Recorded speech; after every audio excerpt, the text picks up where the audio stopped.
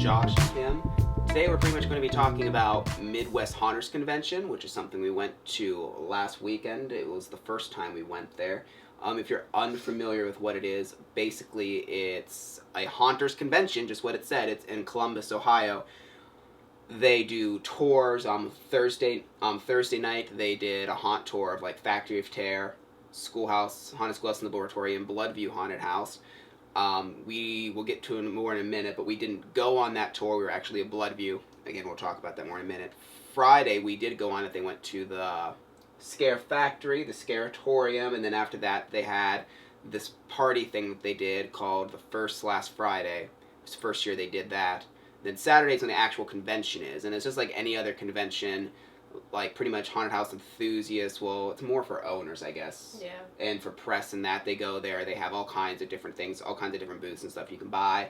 And then that night they have the Masquerade Ball, which we left Saturday day. We just didn't have enough time to go to that, but I heard it's really awesome. Sunday, I think it's just convention and probably some more seminars and that kind of stuff. Whatnots. Right.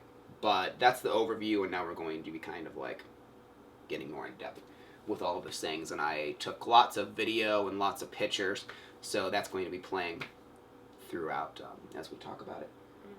Next year, we definitely want to try and do all of this because I'm sad that we missed out on this Thursday bus tour where they went to all these different haunts.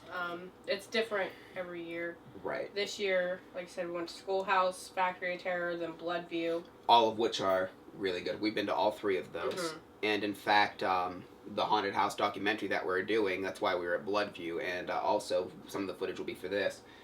We're doing all three of those haunted houses. Well, definitely Bloodview, definitely Schoolhouse, Factory of Terror, as of the time we tape this, hopefully. There's also Wells Township and also hopefully the Gosher. Alright. But yeah, Factory of Terror fed them, which is cool. Right. So you get to go on this bus tour, haunted houses, and food. Mm-hmm. And I believe Factory of Terror is like a normal, I'm pretty sure it's like a normal walkthrough. So Haunted Schoolhouse, I'm thinking what they did was a lights on tour, and they kind of took them through and showed them, which we just got that, which we part of the documentary, which was really awesome. So I'm sure everyone enjoyed that. They got to go to that because the place is just amazing labyrinth of awesomeness, pretty much. Yeah, and then Bloodview, like I said, we were filming there, and they put on like a whole show. They had fire dancers. They're fire breathers, not fire dancers, I guess. Well, he was spinning it. Well, so yeah, there was fire dancing too. They had like the spinny things, and again, there's pictures and video of this. It was really awesome. Those guys. Bloodview's one of those haunted houses. They've been around forever. There's all kinds of awesome stuff to know about them. The people that run it, the Legion of Terror, they're just amazing actors. Right. Just amazing group. Yeah, that's kind of like their whole thing. It's like this improv group of just like terror, and they have like this whole system worked out. It's just amazing. And again, that'll be more in depth in the documentary. You have to watch that for the information like that. But the place, it is a full contact haunted house. And again, these are haunters that are going to the haunted house. I mean, there's like people that came off the bus, like the guy who runs/owns Netherworld, which is also I believe he also helped sponsor some of this year's HauntCon because it's owned by Transworld now, which it didn't used to be. Yeah. So. Yeah, because he was there when we were getting our passes and stuff. Yeah, there's quite a few people that I recognize. They're like bigwigs in the haunt industry if you follow that kind of thing. But anyways, the point of me saying that is they go full force on these people because they know they're going to be harder to scare. So I mean, there's one person who's running out of the haunted house, and there was like one of the actors following them with a bag just of blood, just taking the blood and just completely just dousing her with blood. There's a guy with a severed head, and there's the queue line, just dripping like tons of blood. He was just like flinging it all over the crowd. So, and I just can't imagine they normally do that much to regular people, completely ruin their clothes and stuff, but they just really didn't give a shit for this. So it was kind of awesome. That was pretty much our experience at Bloodview, like I said, for more. Yeah. But can't give away too much. Right. Awesome place though. Yeah. All right. Then Friday is what we did. Right. It started with a bus tour to a Scare Factory. Right. This place.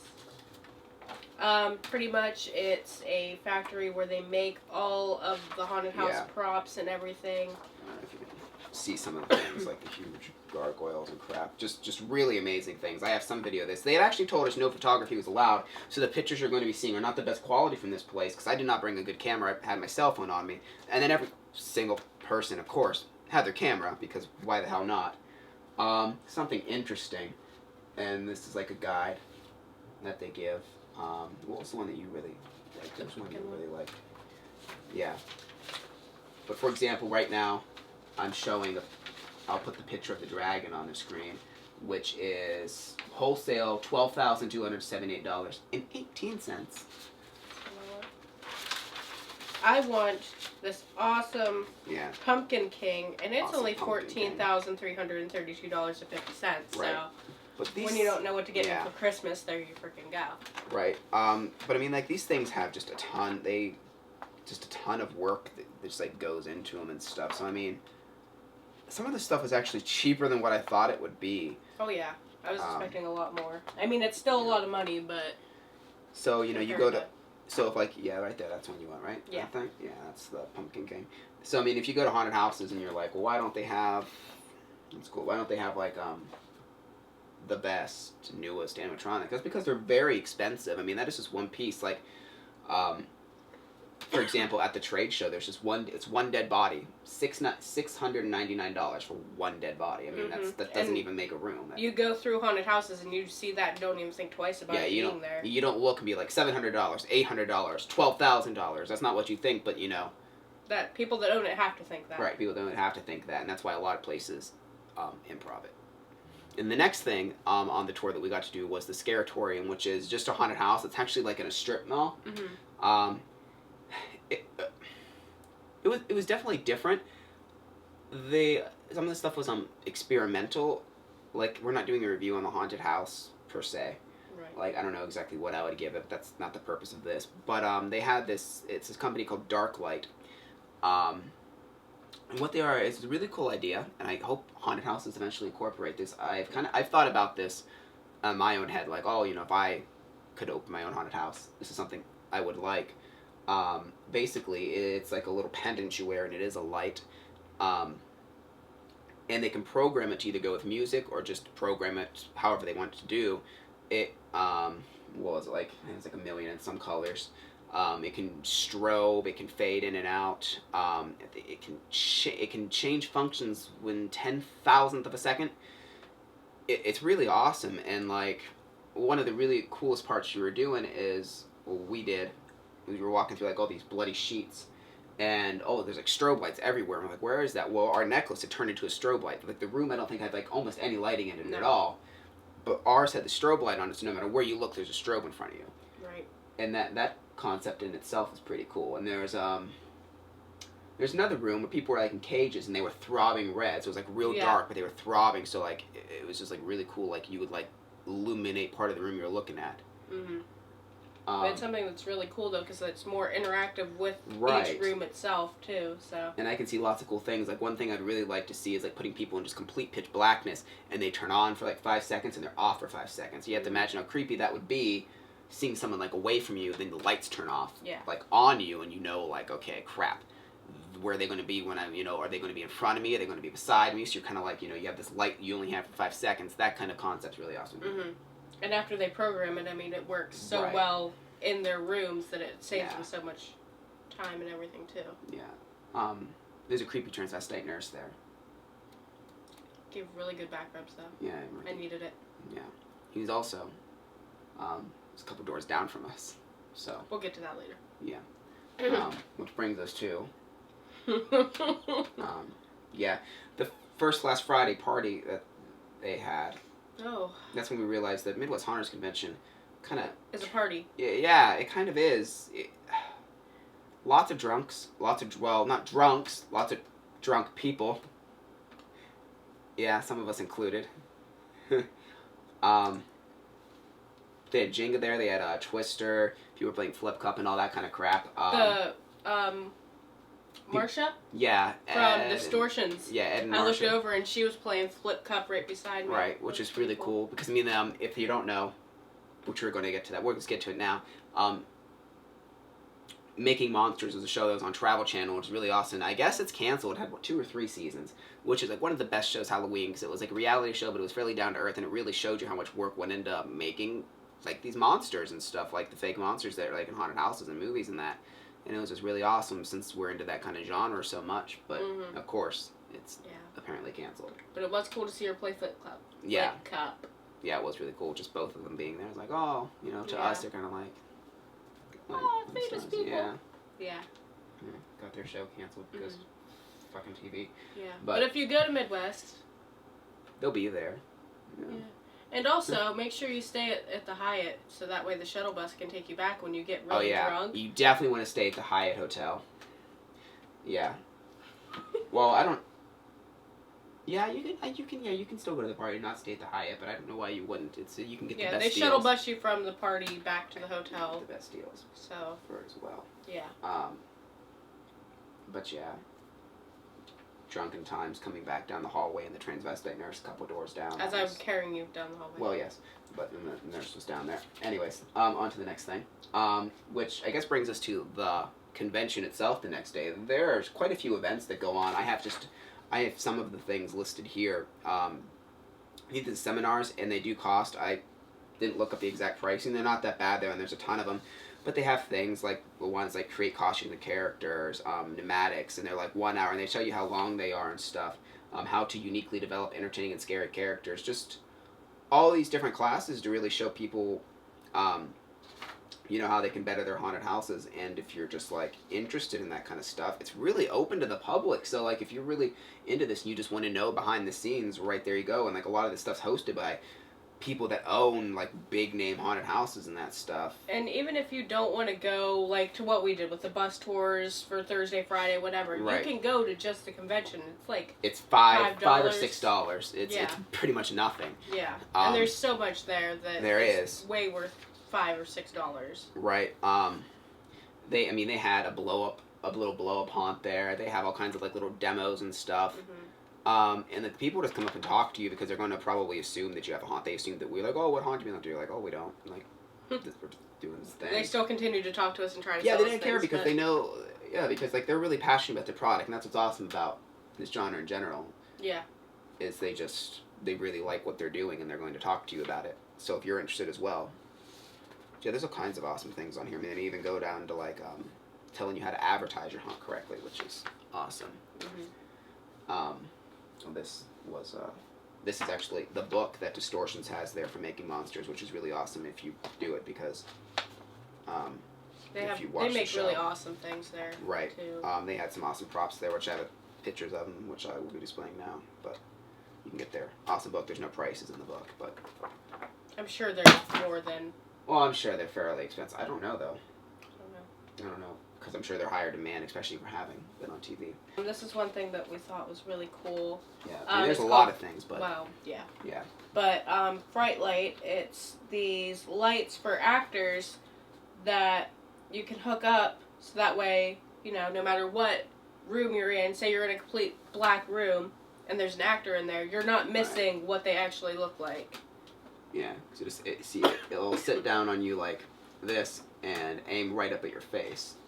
And there's like a picture of other faces. Because that's a crappy thing. Like you're going through a haunted house and this actor puts all of his like blood, sweat, and tears into his makeup, and then he's in a complete dark room. Or the makeup artist. Yeah. Yeah. Because like Bloodview, they pretty much do their own makeup there. I believe for the most part, they do it to themselves, which is awesome. But then you can set it to all these different colors: ultraviolet, white, red, yellow, blue, orange, green. So no matter what room you're in, what color the room is, whatever, you're still going to be able to be seen. Another thing that we found really cool, and this guy was really passionate about it and was really going in depth, is this thing, which I absolutely love this idea. It's called Phantom Finder, and there's really not much to see here. And again, I'll have links to these things in the...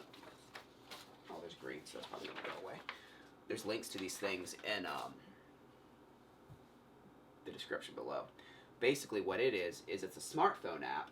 And it uses, I don't know if you have like a 3DS or something, but they did this, it's like VR, kind of like a virtual reality kind of thing, where your phone will look at this, like an image, and it'll superimpose things on top of it and make it look like things are happening.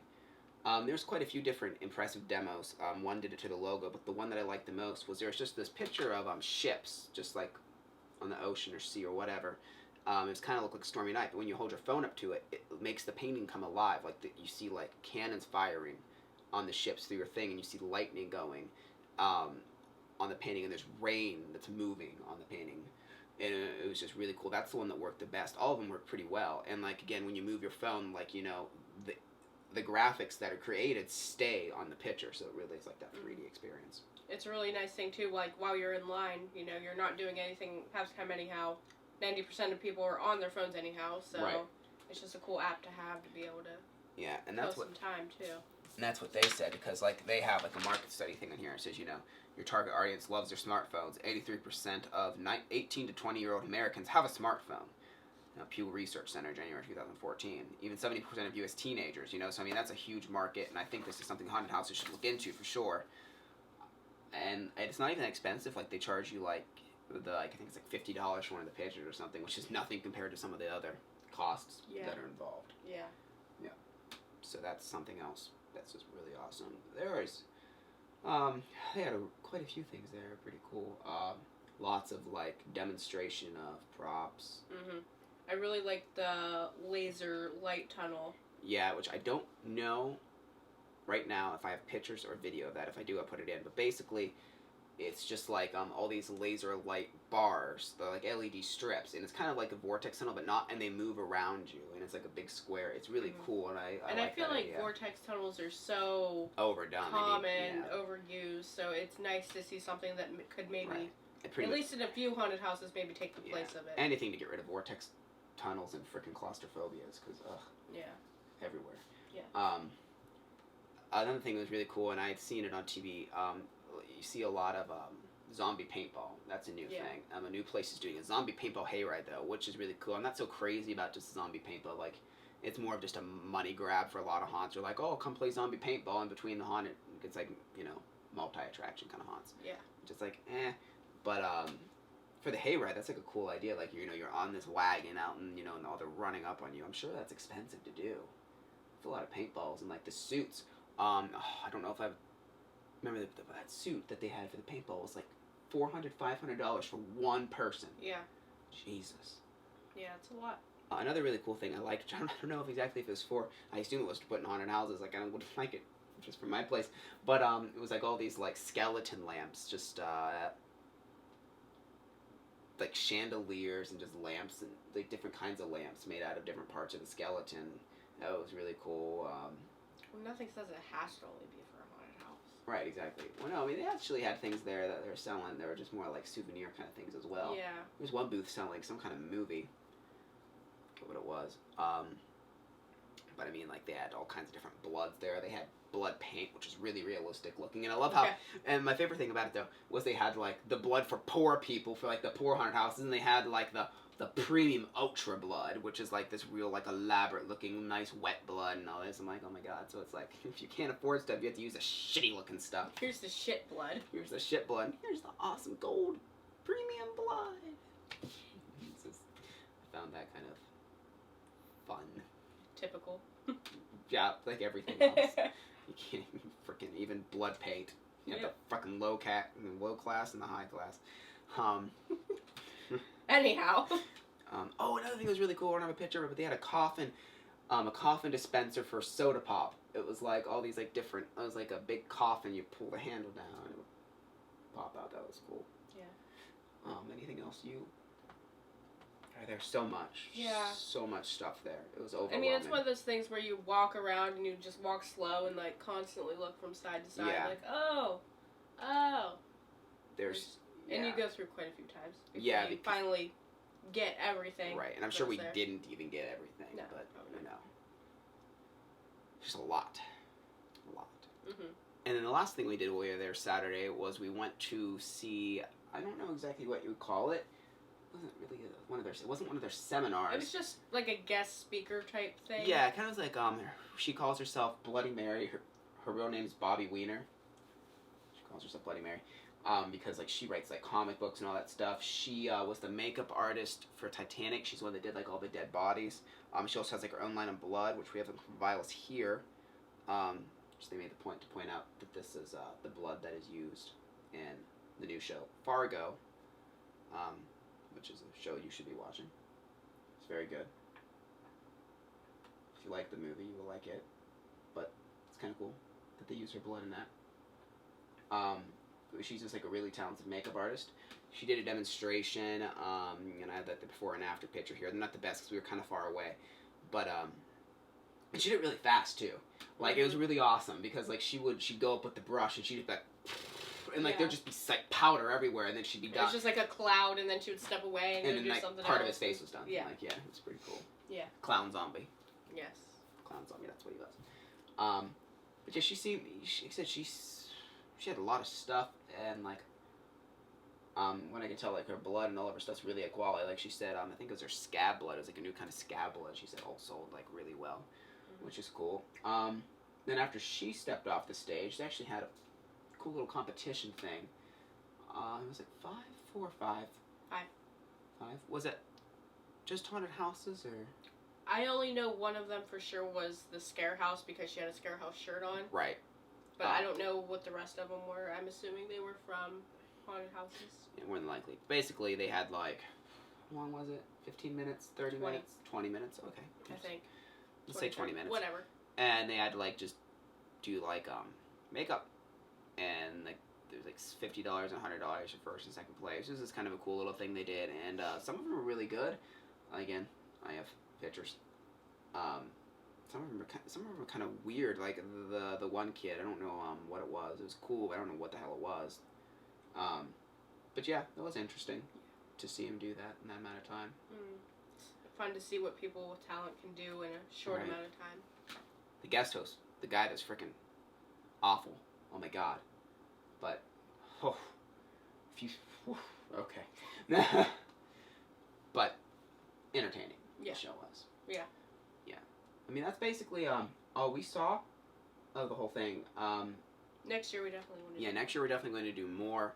And try to do even more coverage. I'm just going to bring my camera, regardless if they say you're not allowed to fucking have your camera in there because no one gave a shit. So the camera's coming in. If you guys are interested in this stuff, like I said, we're doing that whole documentary thing. How it's getting distributed, we're still kind of going through the motions of figuring out that. It'll either be online or on physical copy. I prefer physical copy. It's kind of expensive to do that, but we'll see what we can do. Right, and the time constraints, because a lot of these haunted houses, they are not ready till like the week before, and like we need a couple of weeks to get them printed and shipped to us, and we want to sell them at the haunted houses. If not, then it would just be like a card to say how to go there. Either way, eventually, everyone will be able to see it. Yes. In some form. Yes. But there'll be further updates on that. Yes. Yes. Got to be sure to be very, very in depth. What's the haunted house process is like. Yeah. So that's pretty much our video for MHC, Midwest Honors Convention. We're going to be going next year. So if you guys get the chance to go, anyone that's watching this, I suggest you do because it's awesome. Even if you're not actually the owner or you work at a haunted house and you're just interested in them, it's open to the public. All right? Thank you guys very much for watching. Thanks.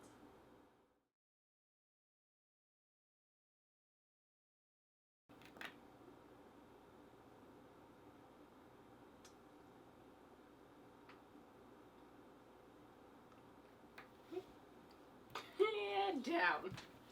Okay. Alright, let's just... Fuck it. Cut back. Let's just restart everything because it was terrible.